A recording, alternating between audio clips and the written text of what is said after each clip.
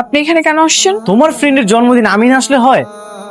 আমি তো বলেই দিয়েছি আপনাকে, তাই না? আর বাবা যদি বিয়ে দিতে চায় সেটা বাবার ব্যাপার। বাবা, তাড়াতাড়ি লাইট অফ করেন, আমি ঘুমাবো। এত তাড়াতাড়ি ঘুমিয়ে যাবে? আজ আমাদের বাসর রাত, আজ আমরা তো অনেক মজা করব, অনেক গল্প করব। আপনার চিন্তা আপনার কাছেই রাখ। আপনার সঙ্গে আমার সাথে বিয়েটা হয়েছে, এই সম্পর্কটা এর চেয়ে বেশি দূর আর আগাবে না। মানে? আসসালামু আলাইকুম। আমি আর নিহানের মা আমরা দুজন তো আগেই দেখে এখনই এত দেখলি বাসর রাতে ঘুমটা তুলে কি? নিহান, তোর কিছু জিজ্ঞেস করা আছে থাকলে বল, কিছু বল। তোমার ফেভারিট সিঙ্গার কে? তুমি কি মিউজিক শুনতে পছন্দ করো? হ্যাঁ, গান শুনতে পছন্দ করি, কিন্তু তেমন পছন্দের কোনো সিঙ্গার নেই। আমি জানি তোমার আর আমার বিয়েটা আমাদের ফ্যামিলির পছন্দ, দ্যাটস ওয়াই আমি ফ্রান্স থেকে ছুটি নিয়ে চলে এসেছি। আর আমাদের বিয়ের 1 বছর পরেই আমি তোমাকে ফ্রান্স নিয়ে যাবো।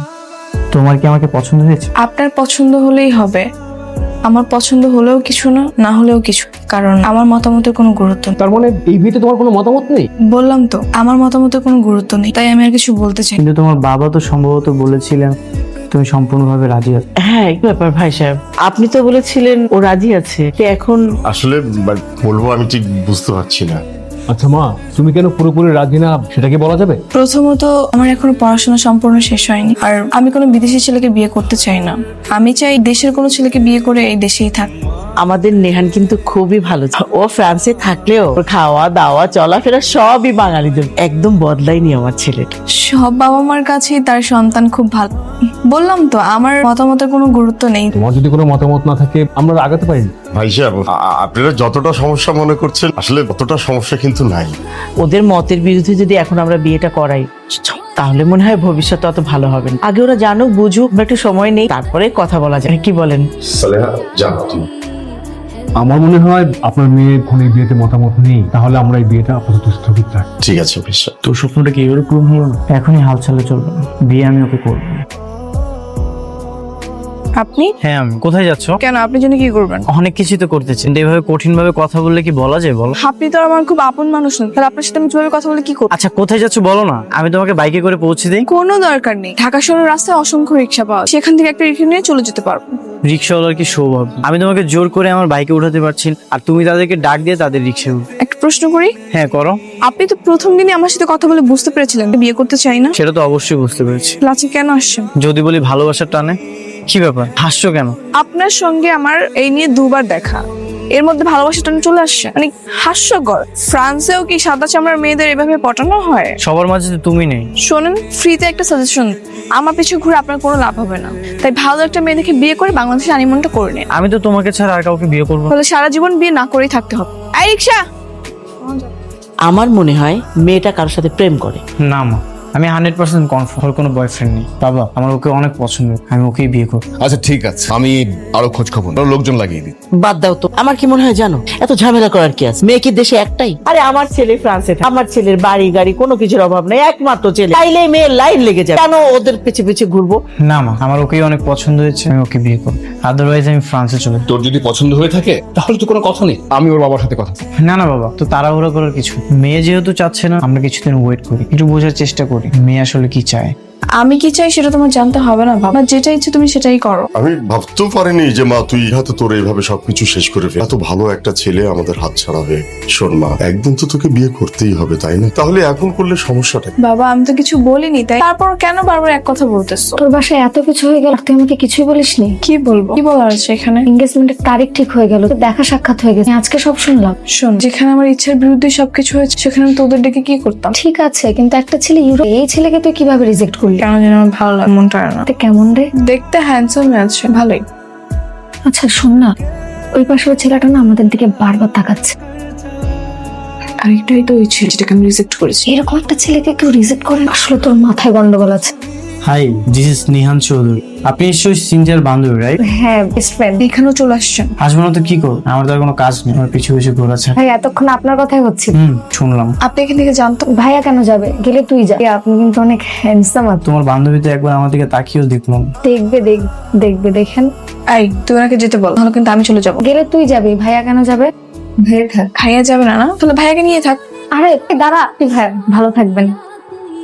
মানে 4-5 দিন হয়ে গেল, তুই তো কিছুই জানালি না। কোন ব্যাপারে? কোন ব্যাপারে মানে? তোর বিয়ের ব্যাপারে। বিয়ের ব্যাপারে কি নতুন করে কিছু ভাবলি? না বাবা, আমি এগুলো কিছু ভাবতেই পারি না। তুমি কি করে ভাবো?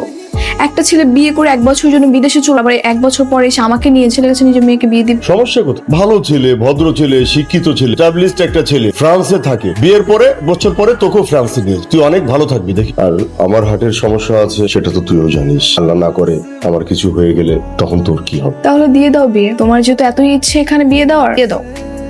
হ্যালো, হ্যালো, কি করছো? কে আপনি?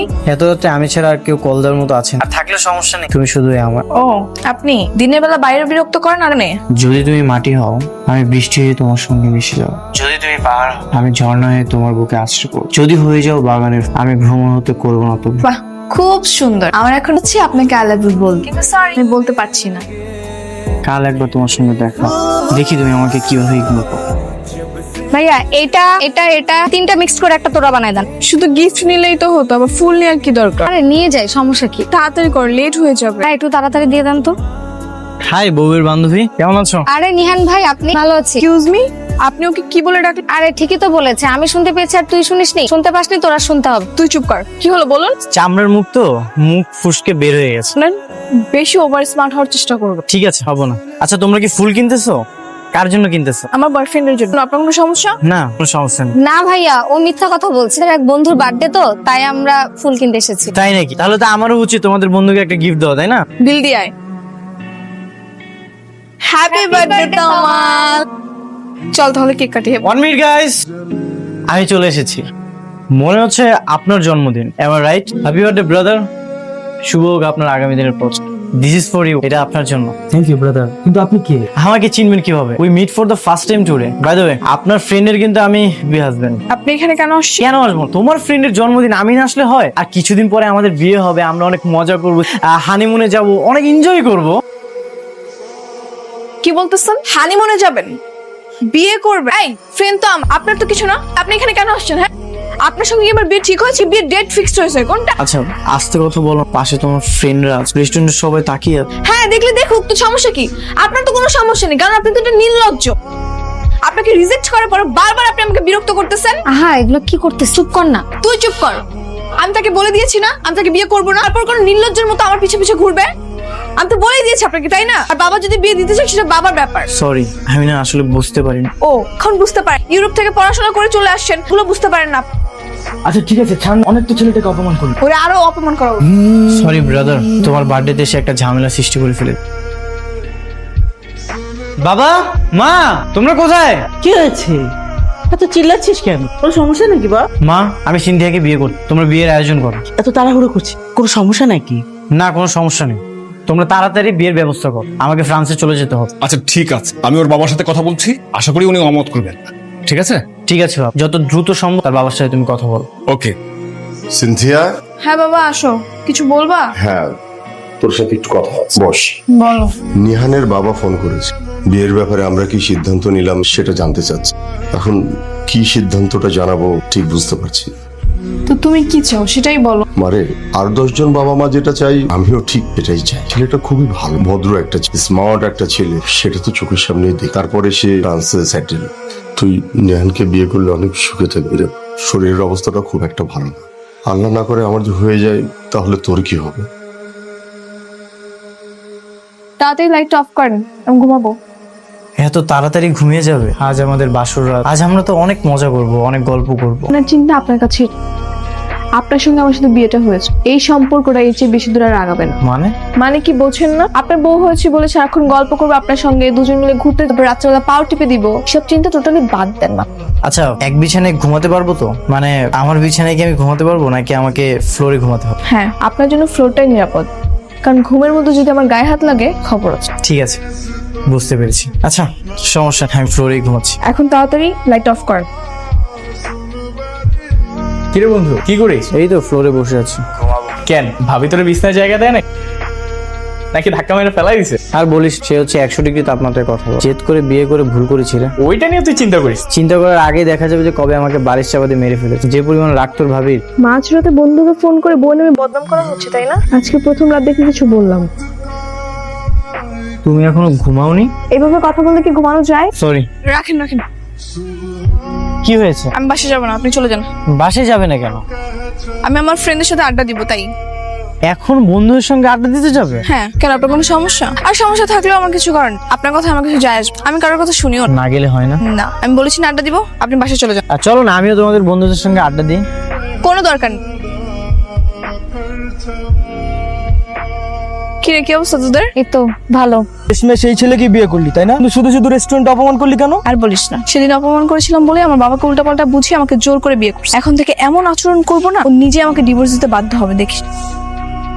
সিনথিয়া, এবার কিন্তু তুই বাড়াবাড়ি করছিস। নিহান ভাই মানুষটা অনেক ভালো, তো সংসার করতে তোর কিসের সমস্যা? ওর ভালো লাগে না তাই সংসার করে, তুই এত কথা বলছিস।